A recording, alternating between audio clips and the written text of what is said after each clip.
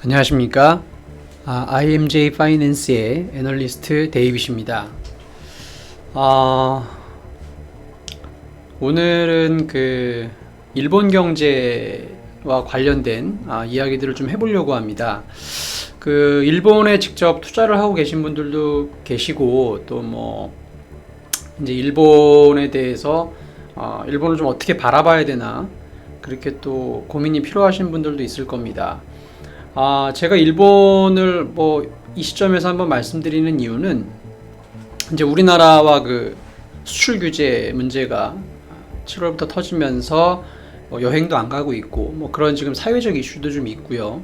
또 한 가지는 어제부로, 그러니까 2019년 10월 1일부로 일본의 소비세가 인상이 됐습니다. 우리나라 이제 부가가치세 개념이라고 보시면 되는데, 이게 6년 만에 이제 일본이 소비세가 인상이 됐거든요. 그러면서 지금 그런 또 영향력이 앞으로 어떻게 이제 일본 경제에도 영향을 미칠 것인가, 그런 부분들을 한번 짚어보겠습니다. 그리고 지금 제가 말씀드린 이런 일본의 수출 규제 문제, 또 소비세 인상의 문제, 그리고 이와 더불어서 이제 내년 내후년에 있을 일본의 또 이벤트들이 있습니다. 큰 거대한 이벤트들, 그런 그림들을 우리가 이제 큰 그림에서 좀 어떻게 봐야 되나, 그리고 지금 이런 일들이 벌어지고 있는 어떤 배경들, 일본이 왜 소비세를 인상할 수밖에 없는지, 그런 배경들도 함께 짚어드리도록 하겠습니다. 그래서 오늘 한 25분 정도 말씀드리는 거를 통해서 일본에 대해서도, 일본 경제에 대해서 다시 한번 좀 짚어 보셨으면 좋겠고요. 앞으로 향후 일본 투자에 대해서 우리가 어떻게 바라봐야 되는지, 또 위기론에 대해서 우리가 어떻게 판단해야 되는지, 그런 부분들을 좀 정리해 보시면 좋을 것 같습니다. 시작을 하도록 하겠습니다. 물 한 잔 먹고 할게요.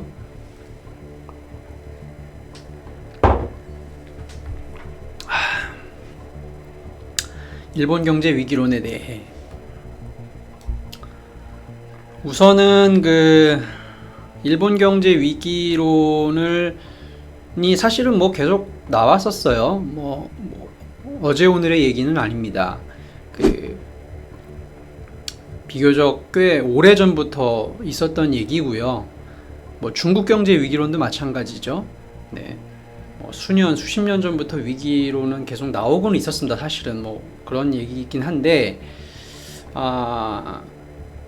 조금 시기적으로 이제 또 단기적으로 그런 것들이 구체화될 수도 있겠다라는 생각이 좀 들었고요, 개인적으로.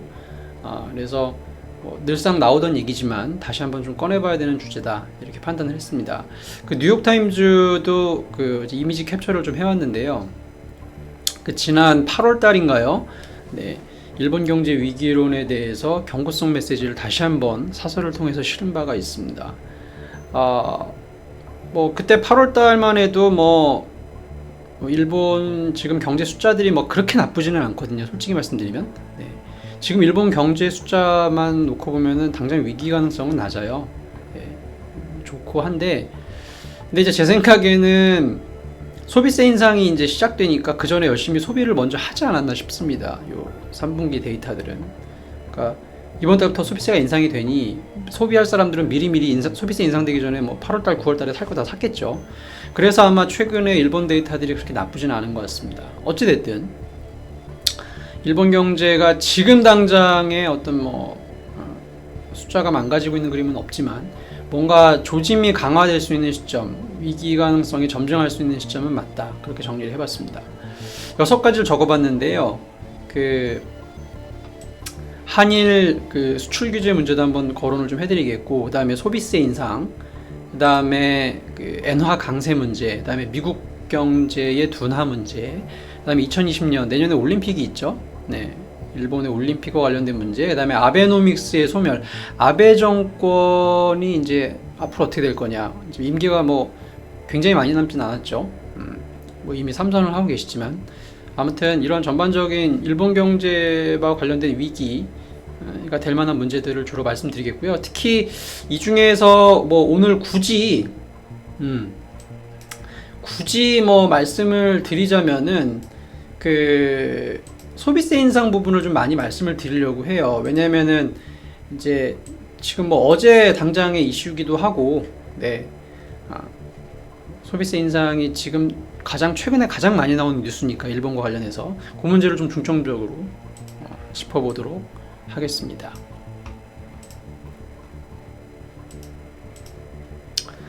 가장 먼저는 수출 규제 문제부터 한번 풀어보죠.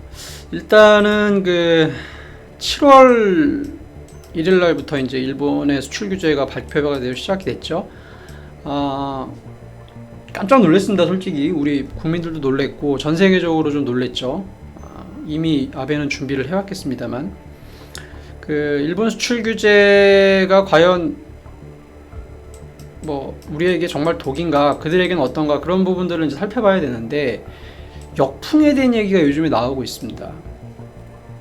그러니까 일본이 우리를 압박하기 위해서 수출 규제를 단행했지만 사실은 지금 일본이 더 피곤한 상태가 된 게 아닌가 하는 우려를 지울 수가 없습니다. 뭐 제가 그냥 말로 드리는 말씀이 아니고요. 실질적으로 데이터가 이렇게 나오고 있어요.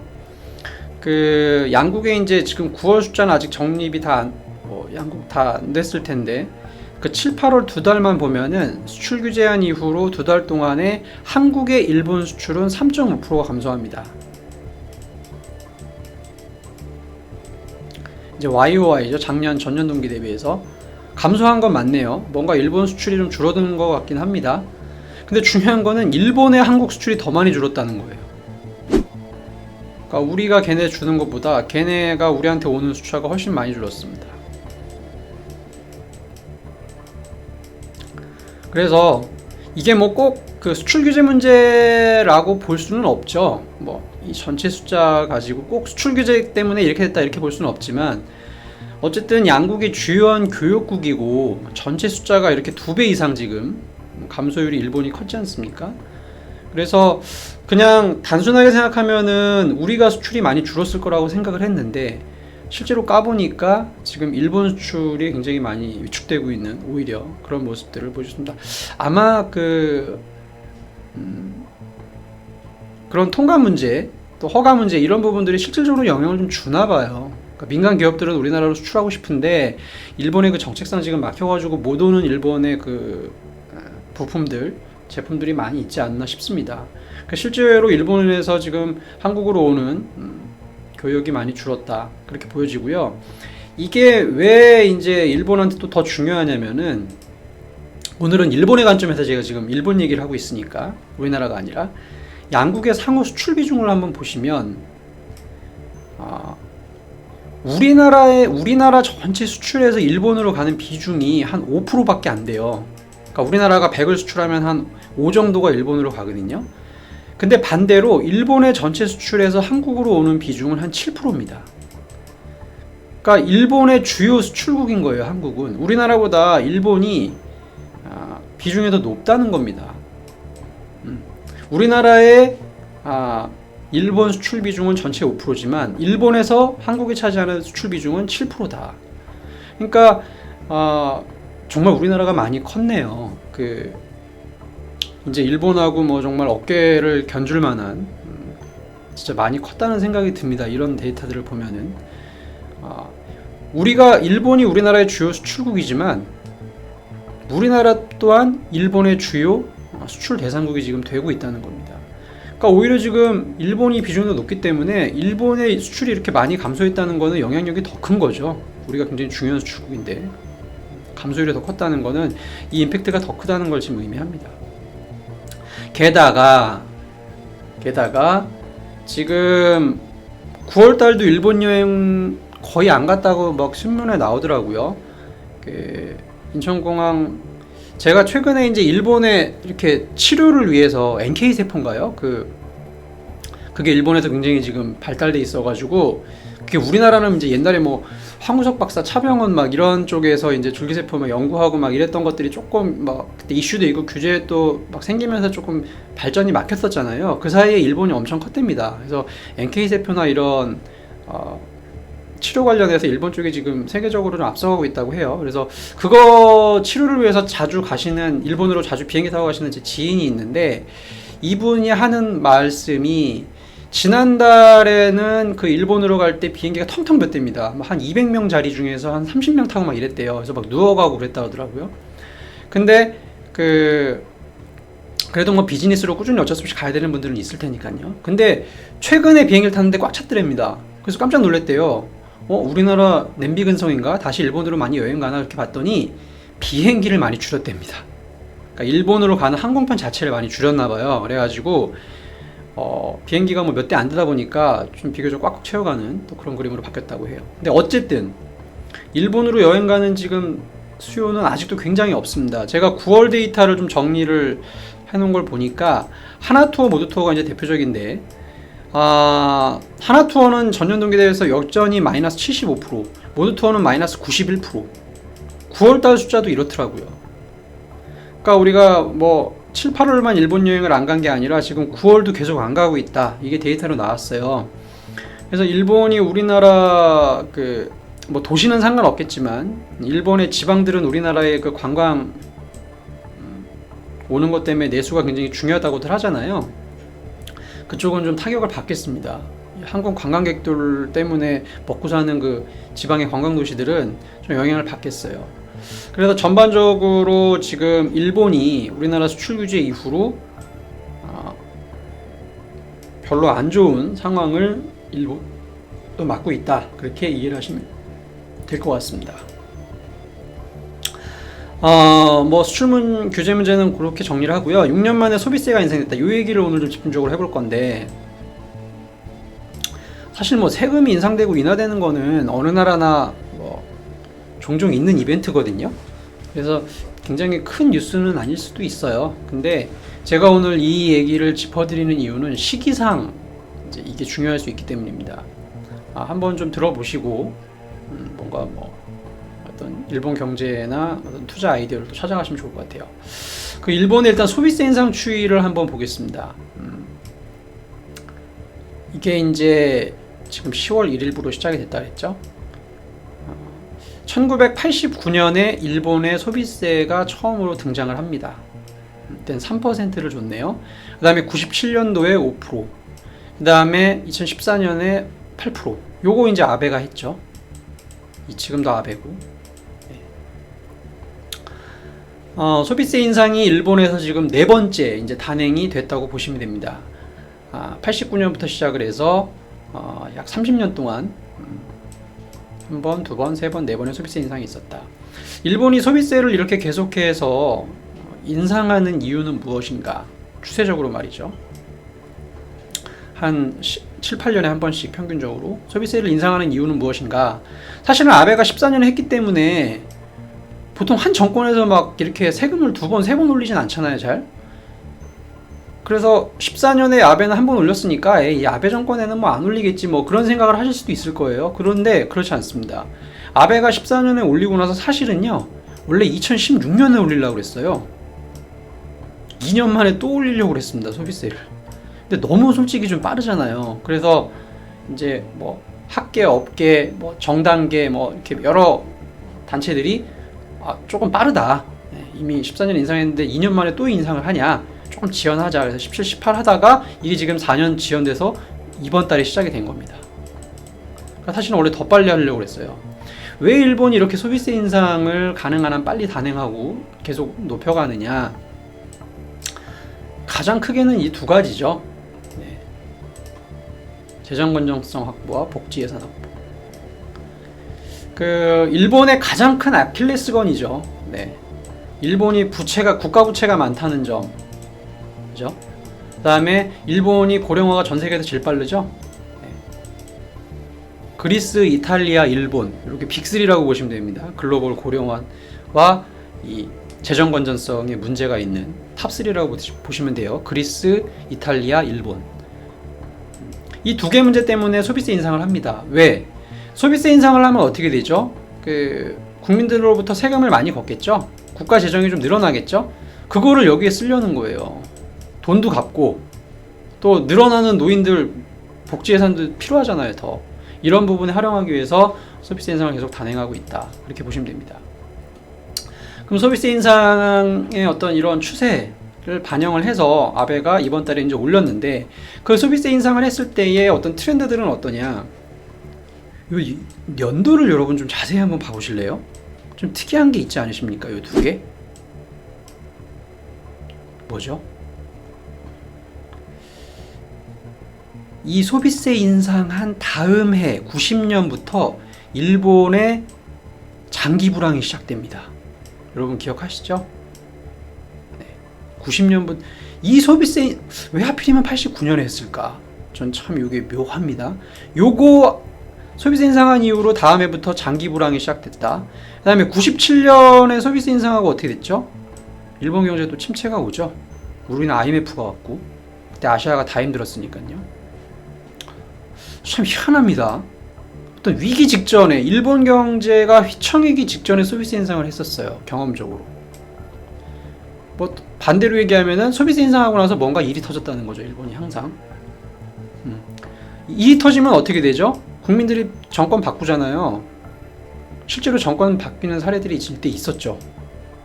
예. 소비세 인상되고 경제 안 좋아지고 하니까 이제 정권 바꿔야 된다 해서 정권 바뀌고. 소비세 인상은 어떤 일본 그 소비자, 또 일본 뭐 투표권자라고 볼 수도 있죠.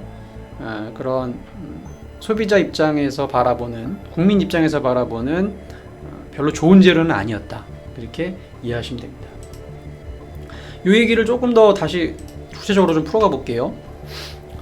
제가 앞서서 지금 그 일본에 이렇게 이번 달에 인상한 이 소비세 인상 앞으로도 계속 할 수도 있을 것 같은데, 하는 이유가 재정건성 확보, 복지예산 확보 이 문제라고 그랬고, 빈 문제, 고령화 문제 이런 거라 그랬잖아요. 그거를 자세하게 좀 보면 이렇습니다. 일본이 지금 전 세계에서 고령화가 제일 빠른 건 아실 거예요. 1등입니다. 그리고 65세 이상의 인구 비율을 보면은 그 일본 후생노동청 자료에 따르면 2055년에 40%다. 그러니까 한 30년 후에는 일본의 인구의 40%가 노인이라는 거죠. 진짜 지하철 탔는데 10명 중에서 4명이 노인이다. 참 상상이 잘 안 가요, 저는. 네. 근데 일하는 사람도 이렇게 막 아무튼 활력을 잃어가는 거죠. 계속 이렇게 고령화 된다는 거는 뭔가. 그래서 일본이 고령화 사회 대책들을 계속 지금 발표하고 있죠. 이런 흐름들이 우리나라도 영향을 주고 있습니다. 그 정년퇴직 나이가 높아지고 있는 그림. 노인들이 많아지다 보니까 일할 사람이 없으니까 이제 60세에서 끝내지 말고 65세까지 일하세요. 막 이런 거 있잖아요. 그런 것들이 막 나타나고 있습니다. 일본의 고령화 문제가 여전히 심각하고요. 이런 노인들이 급증해서 늘어나기 때문에 국가 복지 예산이 계속 필요할 수밖에 없는 거예요. 아까 제가 간병인 시스템 이런 것도 했지만, 무상교육 왜 합니까? 애 나라 이거죠. 우리나라랑 비슷한 상황이죠. 네, 일본도 굉장히 출산율이 낮고 그런 흐름들이 있습니다. 그 다음에 주요국의 재정 여력, 제가 아까 말씀드렸잖아요. 그리스, 이탈리아, 일본 이 세 개 나라는 심각한 위험에 처해 있다. 무디스가 그렇게 진단을 했습니다. 그냥 위험도 아니고 심각한 위험이다. 주요국의 재정 여력. 그래서 그리스는 뭐 구제금융 신청도 했지 않습니까? 지난 2010년, 11년에 돈이 없으니까 국가가. 그리스는 공무원들이 많다 보니까 연금도 많이 필요하거든요. 국가 재정이 바닥날 수밖에요. 이탈리아도 대표적인 고령화, 일본 고령화. 이 두 나라는 고령화에 심각한 폐해가 있죠. 이탈리아와 일본은. 전쟁을 일으켰던 1차 전쟁, 전 세계 1차 대전을 일으켰던 이탈리아, 전 세계 2차 대전을 일으켰던 일본. 그런 나라들이 이제 애를 그 다음에 전쟁으로 인구를 많이 잃고 애를 많이 낳겠죠. 이제 그 사람들이 다 베이비붐 세대를 은퇴하고 나니까 지금 고령화가 불러지는 그런 상황입니다. 어쨌든 주요국의 그 재정 여력이 지금 굉장히 없다. 그러니까 심각한 노인 인구를 부양하기 위해서는 국가 재정이 계속 필요하고, 재정 건전성 확보를 위해서도 뭔가 세금을 더 걷어야 될 필요성이 있다. 이런 부분들이 바로 이번 달에 단행된 소비세 인상의 주요한 원인이다. 그렇게 이해하시면 됩니다. 일본이 소비세 인상을 왜 89년부터 시작을 했는가, 이제 그런 부분들을 한번 또 되새겨 보면요. 그러니까 일본은 이 소비세 인상을, 경제가 위기인데 소비세 인상하면 안 되잖아요, 여러분. 그죠? 뭔가 소비세 인상을 지금 해도 될 만큼 뭔가 상황이 좀 괜찮아야지만 허용을 하겠죠, 국민들도. 지금 막 경제 위기 오고 침체인데 소비세 인상한다면 난리 나겠죠. 그러니까 정책 여력이 있을 때 보통 이런 소비세 세금을 더 걷어들이 이런 걸 합니다. 근데 그 제가 이 지금 시대별 위너라고 해서 이런 차트를 하나 그려봤는데요. 이 차트를 잠깐 설명드리면 주식시장이 이제 글로벌 주식시장 중에서 어떤 세대별로 10년 동안 가장 많이 오른 나라들을 정리해 본 거거든요. 80년대에 전 세계 글로벌 증시를 이끈 나라는 일본입니다. 이때 6배가 올라요, 10년 동안. 그 다음에 90년대는 뭐였죠? 미국이 전 세계 시장을 주도했죠? 이때 미국이 한 4.5배 오릅니다. 그 다음에 2000년대는 중국 사이클이 왔죠? 중국 증시가 한 6배 오릅니다. 2000년대. 그 다음에 금융위기 이후로는 지금 인도네시아가 한 4.5배 올랐죠. 바로 80년대는 일본, 90년대는 미국, 2000년대는 중국, 2010년대는 인도네시아, 이런 나라들이 글로벌 주식시장의 위너, 대장주라고 보시면 됩니다. 근데 이제 왜 이런 현상들이 일어났는가 뭐 이런 얘기하려면 또 한참 걸리니까 이제 시간 관계상 정리만 해드리면은 이 얘기를 하고 싶은 거예요. 저희는 오늘 일본 얘기를 하니까. 1980년대 일본 경제가 아주 미친 듯이 좋았습니다. 일본 경제가 언제 좋았냐? 60년대, 80년대가 일본 경제의 피크였어요. 왜냐면은 일본이 2차 세계대전 이후로 이제 망했다가 뭐 여러 가지 배경으로 일본 경제가 살아나서 60년대 호황을 맞이하게 되는데 그 중에 하나의 배경이 한국 전쟁이죠. 네. 우리나라 덕에 일본 경제가 살아난 측면이 있습니다. 요 5, 60년대는. 왜냐면은 미국이 이제 북한하고 싸우는데 물자 같은 게 필요하잖아요. 뭐 그래서 일본이 그때 뭐 혈액, 뭐 피도 대주고 뭐 군용 차도 대주고 이때 도요타가 법정 관리까지 들어가요, 여러분. 1950년 초반에 거의 망하기 직전이었는데 미국이 도요타한테 막 군용차 막 뭐 1000대 막 이렇게 수주를 시킵니다. 막 빨리 저 차 좀 보내달라고. 그래서 한국 전쟁을 원조하면서 일본이 막 살아나기 시작해요, 경제가. 미국이 자꾸 일본한테 수주를 내니까 뭐 혈액 보내달라, 차 보내달라, 그러면서 도요타 살고 녹십자 살고 그랬죠. 이런 이런 흐름에 힘입어서 일본이 60년대에 아주 경제가 호황을 이룹니다. 그리고 이 70년대는 석유 파동 때문에 좀 힘들었고 80년대 다시 한번 호황. 이때 80년대 일본 호황을 겪은 건 뭐죠? 워크맨이죠. 여러분 기억하시죠? 옛날에 뭐 저나 저 밑세대 분들은 워크맨이라고 이제 테이프 넣어가지고 참 그때는 일본이 정말 우상이었죠. 네, 기술 경제 측면에서. 어쨌든 80년대 일본이 이때 엄청 잘 나갔습니다. 그러면서 이제 일본이 너무 잘 나가고 미국이 힘드니까 그때 플라자 합의를 85년도에 했고요. 이 영향으로 엔고가 시작되면서 90년대부터 일본 경제가 무너지기 시작합니다. 이 90년대부터 무너지기 전에 이 경제 좋을 때 소비세 인상 시작을 하자. 왜냐면 우리나라는 이제 고령화될 테니까 하면서 일본이 아마 이때부터 이런 정책들을 사용하기 시작했다. 그러니까 80년대 후반에 소비세 인상을 시작한 배경은 일본이 80년대 경제 호황을 누리고 있었기 때문에 3% 정도 소비세 인상을 해도 큰 영향은 없다. 이런 생각을 아마 했을 거예요. 그래서 지금도 일본 경제가 뭐 아주 크게 나쁜 상황은 아니기 때문에 여력이 있을 때 빨리빨리 해놓자. 소비세 인상을 해놓자. 아마 그런 측면에서 지금 시기적으로 아베 정권에서 두 번째 소비세 인상을 단행한 거라고 봐야죠. 어찌됐든 일본이 그 소비세를 이렇게 급하게 계속 올릴 만큼 뭔가 재정 건전성도 안 좋고 고령화도 심각한데 그런 영향을 이제 반영하는 게 국가 신용등급입니다. 뭐 아시는 분은 아시겠지만 여러분 우리나라가 일본보다 신용등급 높은 거 아시죠? 네. 한 단계도 아니고 두 단계가 높습니다. 이거는 3사 다 마찬가지예요. 신용평가 3사 모두.